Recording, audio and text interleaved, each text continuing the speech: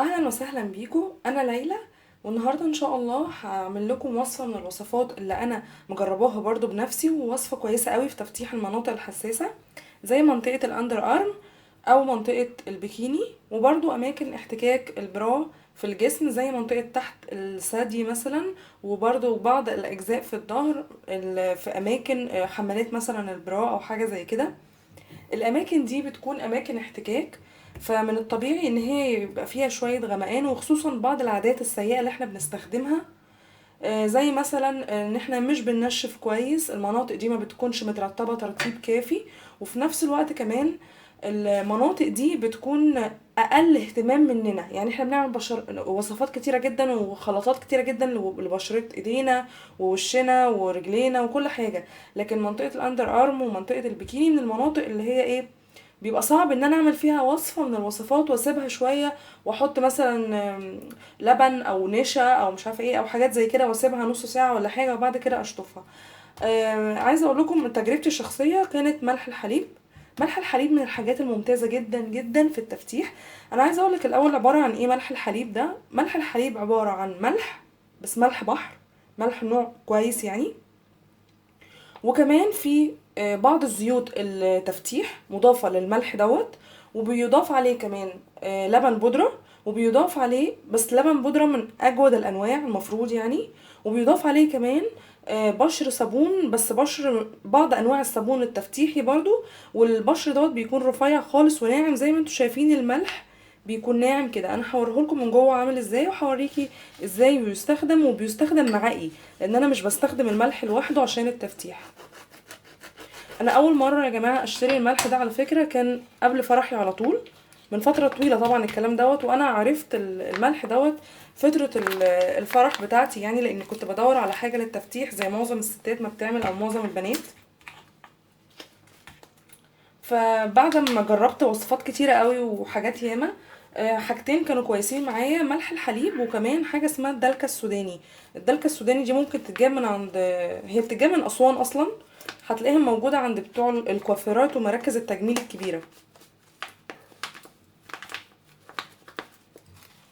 هو ملح عليه لبن بودره وزي ما قلت لكم وبعض زيوت التفتيح وبشر صابون.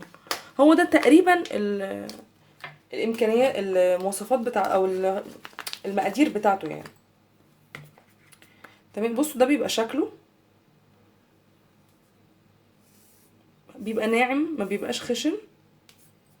بيستخدم بقى ازاي؟ اولا يا جماعه المناطق اللي بيبقى فيها غمقان او اسمرار، لازم وانا بستخدم وانا بعمل اي وصفه لازم اعمل بلطف. يعني لما اجي مثلا اخد شويه ملح كده، اول حاجه لازم اندي او ابل المنطقه اللي انا هستخدم فيها الملح. يبقى اول حاجه ان انا هبل المنطقه دي، ماشي. بعد كده باخد شويه من الملح وبعمل كده حركات دائريه. عايزه بقى اقولك على حاجه مهمه قوي عشان تبقوا عارفينها. اللي بيسبب الغمقان من ضمن الاسباب القويه جدا، لان المناطق دي بتبقى غامقه، ان انا لما باجي اعمل مثلا فيها ماسك او حاجه او وصفه تفتيح، او ان انا اعمل مثلا ازاله شعر بالسويت مثلا، الاماكن دي بتحمر. الحمار دوت بعد كده بيسبب، عايزه اقول لكم ان هو بيسبب اسمرار وغمقان جامد جدا، وبيبقى صعب علاجه. اللي احنا دلوقتي بنحاول نعالجه، مش هيتعالج من اول مره، بس انا عايزه اقولك ان ملح الحليب دوت ان شاء الله باذن الله لما تيجي تجربيه هيفرق معاكي من اول مره، وبعد كده كل ما تستخدميه اكتر هيفرق معاكي لحد ما يرجع اللون اللي انت محتاجاه او اللي انت عاوزاه او لونك الاصلي. تمام. طيب اعمل ايه انا بقى علشان اضيع الاحمرار دوت؟ بعد ازاله الشعر او بعد اي حاجه فيها سكراب اللي هي حاجه بتدعك كده اهوت عشان تشيل الخلايا الميته، بعمل ايه؟ بجيب اي لوشن من اللوشن بتاع الحمونيل اللي هو مثلا زي هاي ديرم. انا عامله لكم قبل كده فيديو على الهاي ديرم دوت. وعندكم كمان الكلامينا او الكلامين، حاجات من اللي هي بتاعه علاج الحمونيل للاطفال، اللي هي بتمتص الحمار بتاع البشره.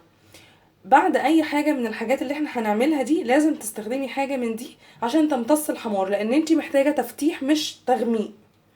تاني حاجة بعد ما اسيب الملح على ايدي، على المنطقه، اسفه، على المنطقه الحساسه او منطقه الاندر ارم، بعد ما بسيبه فتره بعمل ايه؟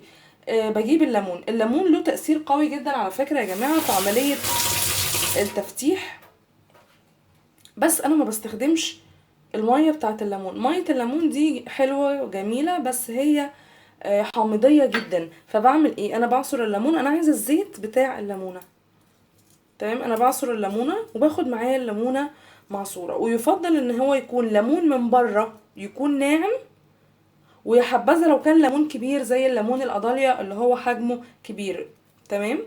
بس بحط صبعي كده جوه، وبعدين بشتغل كده بالراحة. بحاول بقدر المستطاع ان الحركة بتاعتي تكون حركة دائرية وبالراحة. بعد 10 دقايق من التدليك بالملح ممكن تستخدمي الليمون، وممكن كمان تغسلي المنطقة الحساسة، وبعد كده تكملي بالليمون بس كده، ماشي؟ عشان انا عايزة الزيوت اللي موجودة هنا.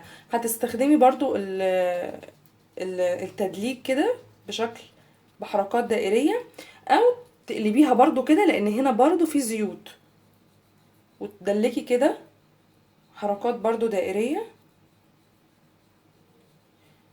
هو على فكرة من اول مرة زي ما انتم شايفين كده اللون اتغير، بالاضافة لان ملح الحليب كمان من الحاجات اللي بتعمل تنعيم جامد قوي للبشرة. يعني اللي بتستخدم ملح حليب ممكن مش شرط ان هي تعمل حمام مغربي على فكرة.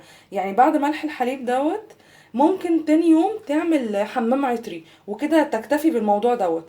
حاجة تانية عايزة اقولك عليها، ما ينفعش استخدم حاجة فيها سكراب، فيها ملح، فيها اي حاجة من الحاجات اللي بتتفرك او بتبقى خشنة شوية على البشرة. ما ينفعش ان انا اعملها بعد السويت او بعد ازالة الشعر.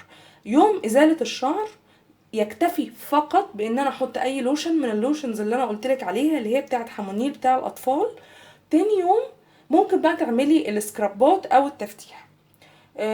هعمل لكم فيديو تاني على فكرة بالطمي ان شاء الله، لان الطمي برضو من الحاجات الممتازة جدا في تفتيح المنطقة الحساسة.